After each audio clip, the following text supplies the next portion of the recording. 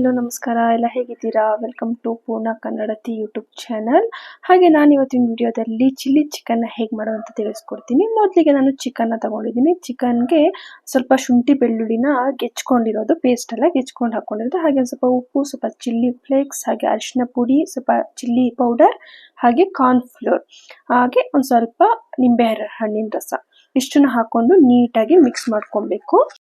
ಹಾಗೆ ಒಂದು ಸ್ವಲ್ಪ ಚಕ್ಕೆ ಲವಂಗ ಪೌಡರ್ ಕೂಡ ಆ್ಯಡ್ ಮಾಡ್ಕೊಬೇಕು ಆ್ಯಡ್ ಮಾಡ್ಕೊಂಡು ನೀಟಾಗಿ ಮಿಕ್ಸ್ ಮಾಡಿಕೊಂಡು ಮ್ಯಾಗ್ನೇಟ್ ಮಾಡೋದಕ್ಕೆ ಇಡಬೇಕು ಇಲ್ಲಿ ನಾನು ದಪ್ಪ ಕ್ಯಾಪ್ಸಿಕಮ್ನ ತಗೊಂಡಿದ್ದೀನಿ ನೋಡ್ತಿದ್ದೀರಲ್ಲ ಮೀಡಿಯಂ ಸೈಜ್ಗೆ ಈ ಥರ ಕಟ್ ಮಾಡ್ಕೊಬೇಕು ಅದೇ ಚಿಕ್ಕದಲ್ಲ ಅದೇ ದಪ್ಪನೂ ಅಲ್ಲ ನಾನು ಯಾವ ಸೈಜಿಗೆ ಕಟ್ ಮಾಡ್ಕೊಳ್ತೀನಿ ಅದೇ ರೀತಿ ಸೈಜ್ಗೆ ಕಟ್ ಮಾಡ್ಕೊಬೇಕು ನಂತರ ಒಂದೆರಡು ಹಸಿಮೆಣಸಿನಕಾಯಿ ತಗೊಂಡಿದ್ದೀನಿ ಅದನ್ನು ಅಷ್ಟೇ ಮೀಡಿಯಂ ಸೈಜಲ್ಲಿ ಕಟ್ ಮಾಡ್ಕೊಳ್ತಾ ಇದ್ದೀನಿ ಈಗ ಈರುಳ್ಳಿನ ತಗೊಂಡು ಅದನ್ನು ಕೂಡ ನೋಡಿ ಈ ಥರ ಸೈಜಲ್ಲಿ ಕಟ್ ಮಾಡ್ಕೊಬೇಕು ಮೀಡಿಯಂ ಸೈಜಲ್ಲಿ ನಂತರ ಕಟ್ ಮಾಡ್ಕೊಂಡಿರೋ ಈರುಳ್ಳಿನ ಈ ರೀತಿ ಪೀಸ್ ಮಾಡಿ ಸಪ್ರೇಟ್ ಆಗಿ ಮಾಡಿ ತಗೊಳ್ಬೇಕು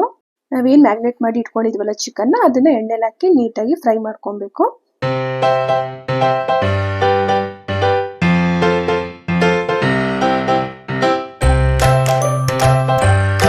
ಚಿಕನ್ ಇಷ್ಟು ಫ್ರೈ ಆದ್ರೆ ಸಾಕು ನಿಮ್ಮಂದ್ರೆ ಏನಾದ್ರು ಮಕ್ಕಳು ನೆಕ್ಸ್ಟ್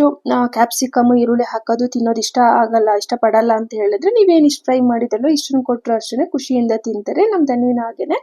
ಕ್ಯಾಪ್ಸಿಕಮ್ ಜಾಸ್ತಿ ಇಷ್ಟಪಡಲ್ಲ ಅಂತ ಹೇಳ್ಬಿಟ್ಟು ಹಾಗೆ ಕೊಟ್ಟಿದ್ವಿ ಇಷ್ಟಪಟ್ಟು ತಿಂದು ನೆಕ್ಸ್ಟ್ ನಾವು ಏನು ಚಿಕನ್ ಫ್ರೈ ಮಾಡ್ಕೊಂಡಿದ್ದಲ್ಲ ಅದೇ ಆಯಿಲಿಗೆ ಚಿಕ್ಕದಾಗಿ ಹಚ್ಚಿಟ್ಕೊಂಡಿರೋ ಅಂತ ಈರುಳ್ಳಿನ ಹಾಕೊಂಡು ಸ್ವಲ್ಪ ಫ್ರೈ ಮಾಡ್ಕೊಬೇಕು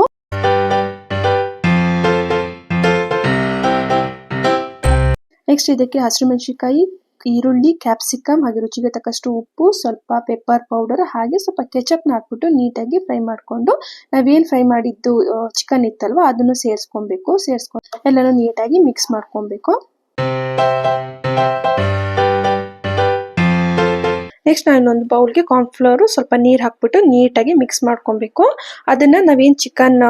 ಇದಲ್ವಾ ಆ ಚಿಕನ್ಗೆ ಹಾಕೊಂಡು ಸ್ವಲ್ಪ ನೀರನ್ನ ಆ್ಯಡ್ ಮಾಡಿಕೊಂಡು ನೀಟಾಗಿ ಮಿಕ್ಸ್ ಮಾಡ್ಕೊಬೇಕು ಯಾಕೆಂದ್ರೆ ಸ್ವಲ್ಪ ಗಟ್ಟಿ ಆಗುತ್ತೆ ಅಂತ ಹೇಳ್ಬಿಟ್ಟು